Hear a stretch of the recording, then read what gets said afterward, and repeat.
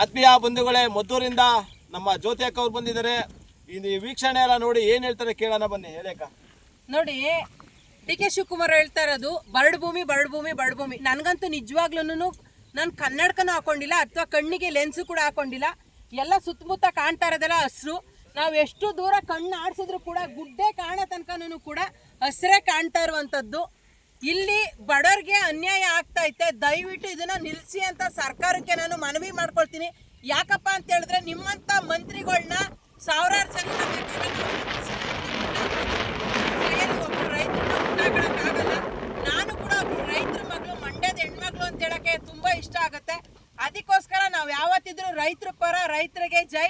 ಬಿಡ್ದಿ ಬೈರ್ಮಂಗ್ಲದಲ್ಲಿರುವಂಥ ಜಮೀನು ಒಂದು ನಯಾ ಕುಂಟೆನೂ ಕೂಡ ನಿಮ್ಮ ಕೈಲಿ ತಗೊಳಕ್ಕಾಗಲ್ಲ. ದಯಮಾಡಿ ಇದನ್ನ ಇಲ್ಲಿಗೆನೆ ಸ್ಟಾಪ್ ಮಾಡಿ. ರಾಹುಲ್ ಗಾಂಧಿ ಅವ್ರಿಗೆ ನಾನು ಕೈ ಮುಗ್ದು ಮನವಿ ಮಾಡ್ಕೊಳ್ಳೋದೇನು ಅಂತ ಹೇಳಿದ್ರೆ, ಯಾವಾಗ್ಲೂ ನೀವು ಗ್ರೀನರಿ ಗ್ರೀನರಿ ಅಂತ ಹೇಳಿ ನಿಮ್ಮ ಭಾಷೆನಲ್ಲೇ ನೀವು ಹೇಳ್ತಾ ಇರ್ತೀರಾ. ದಯವಿಟ್ಟು ನೀವು ಇದನ್ನ ಉಳಿಸ್ಕೊಡಿ, ಬಿಡ್ದಿ ಬೈರ್ಮಂಗ್ಲನ ಅಂತ ಹೇಳ್ತೀನಿ. ಯಾಕಪ್ಪ ಅಂತ ಹೇಳಿದ್ರೆ, ತುಂಬಾ ಸಣ್ಣ ಪುಟ್ಟ ಇಳುವರಿದಾರರಿದ್ದಾರೆ, ತುಂಬಾ ಜಮೀನ ನಂಬ್ಕೊಂಡು ಜೀವನ ಮಾಡ್ತಾರಂತವ್ರು ಇದ್ದಾರೆ. ನೀವು ಕೊಡುವಂತ ದುಡ್ಡು ಹಿಂಗ್ ಚಿಟಿಕೆ ಹೊಡೆಯೋಷ್ಟರಲ್ಲಿ ಖಾಲಿ ಆಗುತ್ತೆ. ದಯವಿಟ್ಟು ಆ ದುಡ್ಡು ಬೇಡ, ಅವ್ರ ಜಮೀನ ಅವ್ರಿಗೆ ಉಳಿಸ್ಕೊಡಿ ಅಂತ ಕೇಳಕ್ ಇಷ್ಟಪಡ್ತೀನಿ.